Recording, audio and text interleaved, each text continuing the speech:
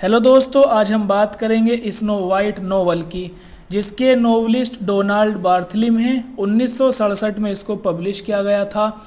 ये नोवेल अपने कैरेक्टर के लिए जाना जाता है और बच्चों का जो साहित्य है उसके लिए काफ़ी फेमस है।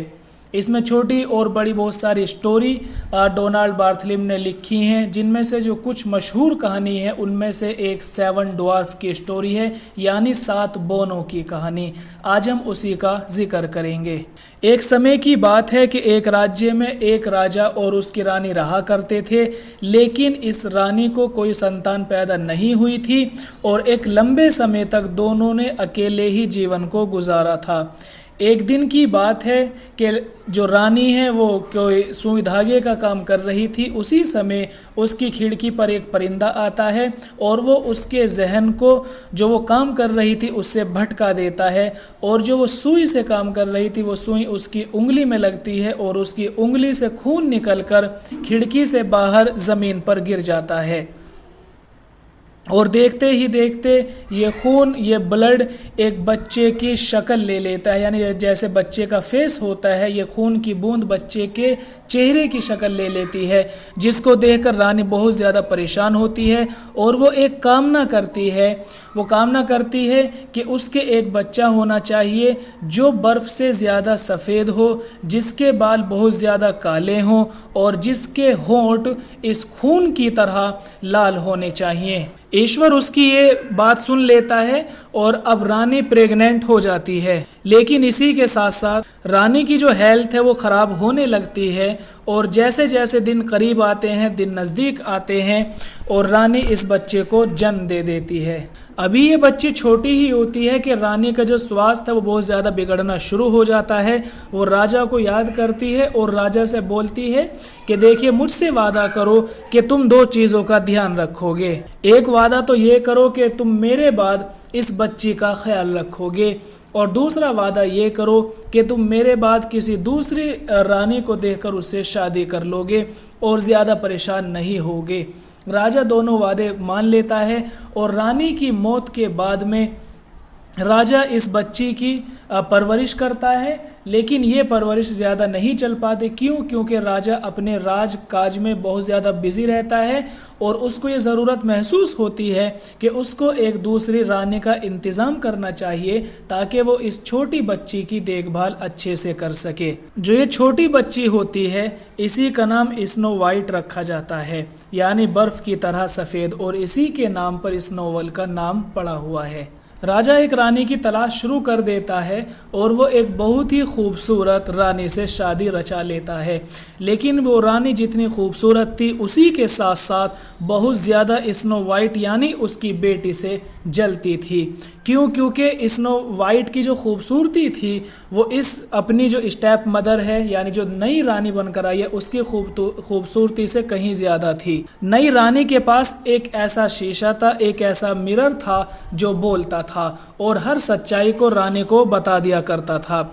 जब भी कोई ज़रूरत पेश आती तो ये नई रानी उस शीशे से पूछा करती थी। तो एक उसने पूछा कि ए शीशे, मुझे बताओ कि यहाँ पर सबसे ज़्यादा खूबसूरत कौन है। शीशे ने कहा कि सबसे ज़्यादा खूबसूरत स्नो वाइट है, यानी तुम्हारी जो सौतेली बच्ची है वो तुमसे ज़्यादा खूबसूरत है। लेकिन इस बात को सुनकर ये रानी बहुत ज़्यादा गुस्से में आ जाती है और वो स्नो वाइट को, अपनी सौतेली बच्ची को मारने की प्लानिंग करती है। वो अपने एक बंदे को बुलाती है, अपने एक नौकर को बुलाती है और वो उसको बोलती है कि तुम इस बच्ची को लेकर जंगल में जाओ और वहाँ पर इसका मर्डर कर दो, इसको कत्ल कर दो। वो नौकर बच्ची को लेकर जंगल जाता है, लेकिन बच्ची की खूबसूरती और बच्ची की उदासी को देखकर वो उसको कत्ल नहीं करना चाहता। वो बच्ची से बोलता है कि तुम जहाँ चाहो तुम वहाँ जा सकती हो और दूर से दूर तुम यहाँ से भाग के चली जाओ, यहाँ कभी वापस मत आना। तुम्हारी जो सौतेली माँ जेन है वो तुम्हें कत्ल करना चाहती है और मुझे इस बात का हुक्म दिया है। ये छोटी बच्ची कहती है कि नहीं नहीं, तुम मुझे कत्ल कर दो, वैसे भी मेरी तो माँ है नहीं, मुझे मार दो, कोई फ़र्क नहीं पड़ेगा। अगर तुमने मुझे नहीं मारा तो ये रानी तुम्हें मरवा देगी। लेकिन वो नौकर बच्चे को नहीं मारता और बच्ची वहाँ से दूर चली जाती है। देखते ही देखते शाम का समय होता है और कुछ परिंदे आकर इस छोटी बच्ची को घेर लेते हैं और ऐसा लग रहा था कि जैसे ये परिंदे इस बच्ची को किसी डायरेक्शन में लेकर जा रहे हों। वो बच्ची उन परिंदों के साथ में चलती रही। उसने देखा कि वहाँ बहुत ही खूबसूरत एक वादी है, अच्छे अच्छे फूल खिले हुए हैं और उनके बीच में ही एक छोटा सा घर है। वो लड़की उसके बीच में जब जाती है, वहाँ देखती है कि एक टेबल पर खाने रखे हुए हैं, 7 कुर्सी हैं, 7 बेड हैं और बहुत ही खूबसूरत उस घर को बनाया गया है। वो बहुत ज़्यादा थकी हुई थी और बहुत ज़्यादा भूखी थी, तो जो खाना टेबल पर रखा हुआ था, ये बच्ची जो स्नो वाइट है वो उसको खा लेती है और वहीं पर एक बेड पर वो लेटकर सो जाती है। जब ये 7 बोने शाम के ढलने के साथ साथ वापस आते हैं तो वो देखते हैं कि किसी ने उनके खाने को खा लिया है और कोई उनके बेड पर लेटा हुआ है। जब वो इस लड़की के पास जाते हैं तो वो गहरी नींद में सोई हुई थी और ये बोने उसको जगाना नहीं चाहते और वहीं पर सो जाते हैं। जब इस लड़की की आंख खुलती है तो वो अपने आप को इन बोनों से घिरा हुआ पाकर अपने डर जाती है, लेकिन ये बोने बोलते हैं कि डरने की बात नहीं है, हम तुम्हें कुछ नहीं कहेंगे, बस तुम्हें हमारे घर के कामकाज करने हैं और तुम फिर यहीं खाओगी और यहीं तुम्हें रहना है, यहीं तुम्हें सब काम करने हैं। यहाँ पर इस कहानी को रोक लेते हैं और कहानी लेकर जाते हैं रानी जेन के पास।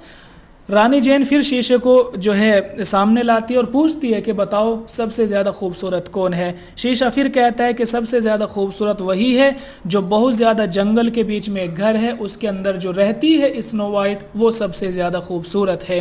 रानी इस बात को सुनकर गुस्से में आ जाती है और वो बोलती है कि नौकर ने उसके साथ में धोखा किया है और उसने शायद स्नो वाइट को नहीं मारा। तो वो खुद, चूंकि ये जो रानी जेन थी ये जादूगर थी, इस पर जादू टोने आते थे, तो वो एक एप्पल तैयार करती है, एक सेब को तैयार करती है जो कि जहरीला होता है और फिर खुद एक बुढ़िया का वेश लेकर, एक मांगने वाली का, एक भिखारन का वेश लेकर वो उस जगह चली जाती है जहाँ पर स्नो वाइट हैं। अब आपको पता है कि जो ये 7 बोने हैं ये सुबह निकल जाते हैं और रात में वापस लौट कर आते हैं। तो दिन का समय होता है जब ये रानी जेन उसके पास जाती है और वो उससे बोलती है कि मैं बहुत भूखी हूँ, तुम मुझे रोटी का एक टुकड़ा दे दो और मैं तुम्हें बदले में ये सेब दे दूंगी। स्नो वाइट के बहुत ज़्यादा मना करने पर भी रानी जेन उसके करीब आती गई और उसको वो सेब खिला दिया। जैसे ही स्नो वाइट ने वो सेब खाया, मुंह में ही रखा था कि फ़ौरन ही उसकी सांसें उखड़ने लगी और ये स्नो वाइट वहीं पर मर जाती है। फ़ौरन ही क्वीन जेन अपने सही रूप में आती है और उसमें आकर फिर वो बहुत ज़्यादा खुश होती है। फिर वापस आकर फिर शीशे से पूछती है कि बताओ सबसे ज़्यादा खूबसूरत कौन है। शीशा बोलता है कि रानी सबसे ज़्यादा खूबसूरत तुम हो, ठीक है। दूसरी ओर जब बोने शाम में वापस आते हैं तो वो इस बेचारी स्नो वाइट को मरा हुआ पाते हैं। बहुत ज़्यादा 3 दिन तक लगभग वो उसकी मौत पर मातम करते हैं और फिर वो उसको दफनाना नहीं चाहते, बल्कि वो ये फैसला करते हैं कि हम इस लड़की को जो कि बहुत ज़्यादा खूबसूरत है, हम उसको दफन नहीं कर सकते। और ये स्नो वाइट मरने के बाद भी बहुत ज़्यादा खूबसूरत लग रही थी, तो ये बोने उसके लिए एक ताबूत तैयार करते हैं और उस ताबूत के आसपास तितली और हिरन, ये छोटे मोटे जो जानवर है, चिड़िए, बर्ड्स, ये मंडराते रहते हैं।